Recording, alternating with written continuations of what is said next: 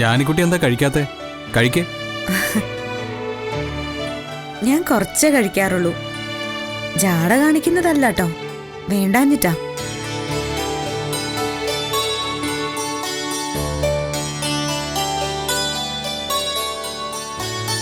ഇതൊക്കെ കിട്ടാൻ കൊതിച്ചൊരു കാലം ഉണ്ടായിരുന്നു.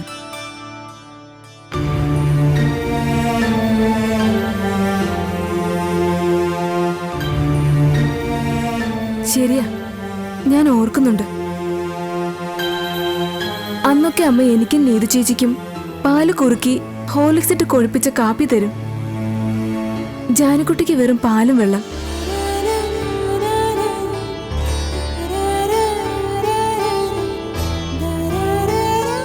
ബിസ്ക്കറ്റും ചോക്ലേറ്റും ലഡുവും ജിലേബിയും ഒക്കെ ഞങ്ങൾക്ക് മാത്രം തരും. ജാനിക്കുട്ടിക്ക് കൊടുക്കില്ല. ഞങ്ങൾ ജാനിക്കുട്ടി കാണട്ടെ എന്ന് വിചാരിച്ച് ഇങ്ങനെ തല മുന്നോട്ട് നീട്ടിപ്പിടിച്ച് കടിച്ച് കടിച്ച് തിന്നും.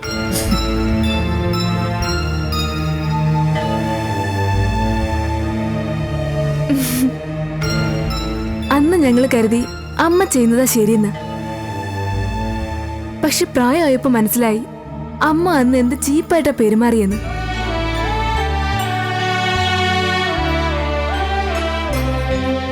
അല്പത്തരമല്ല അമ്മ കാണിച്ചത്.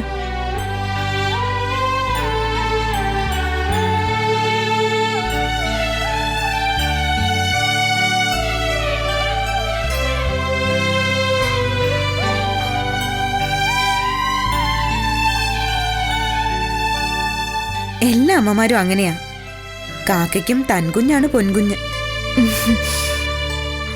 അങ്ങനെയല്ല, ജാനിക്കുട്ടി അങ്ങനെ അമ്മയെ രക്ഷിക്കാനൊന്നും നോക്കണ്ട. ഈ ലോകത്ത് ഒരമ്മയും അങ്ങനെ ചെയ്യാൻ പാടില്ല. ഒരു കുഞ്ഞിനെ മുന്നിലിരുത്തിക്കൊണ്ട് സ്വന്തം കുഞ്ഞുങ്ങൾക്ക് മാത്രം സ്വീറ്റ്സ് കൊടുക്കുക എന്തൊരു നാണം കെട്ട പ്രവൃത്തിയാ അത്.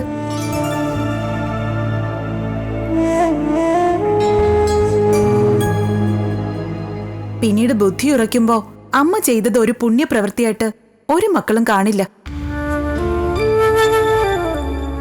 ഞങ്ങൾക്ക് പിന്നീട് ഒരുപാട് മനപ്രയാസം ഉണ്ടായിട്ടുണ്ട് അമ്മ ജാനിക്കുട്ടിയോട് ചെയ്തത് ഓർത്തിട്ട്.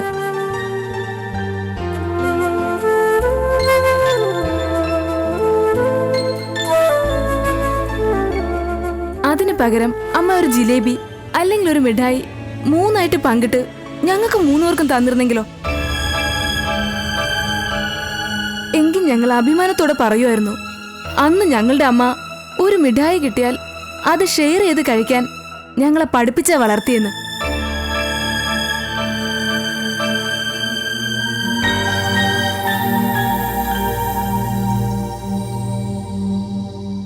ഇന്ന് അമ്മയ്ക്ക് ഒരു ചൽപ്പം തോന്നുന്നില്ലേ അതൊക്കെ ഓർത്തിട്ട്? അന്ന് നമുക്ക് ഇല്ലാഞ്ഞിട്ടല്ല ജാനിക്കുട്ടിക്ക് കൊടുക്കാത്തത്, നമുക്കൊരു ദാരിദ്ര്യം ഇല്ലായിരുന്നു. എന്റെ കുഞ്ഞുങ്ങളെ ഞാൻ അങ്ങനെയൊന്നും ശീലിപ്പിക്കില്ല.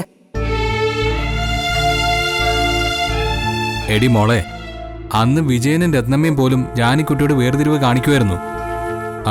അത് വെച്ച് നോക്കുമ്പോ പ്രീതയെ കുറ്റം പറയാൻ പറ്റില്ല. തർക്കിക്കാൻ വേണ്ടി പറഞ്ഞതല്ല അച്ഛാ. കുട്ടികൾക്ക് എന്തറിയാം, വലിയവരല്ലേ മാതൃക കാണിച്ചു തരേണ്ടത്.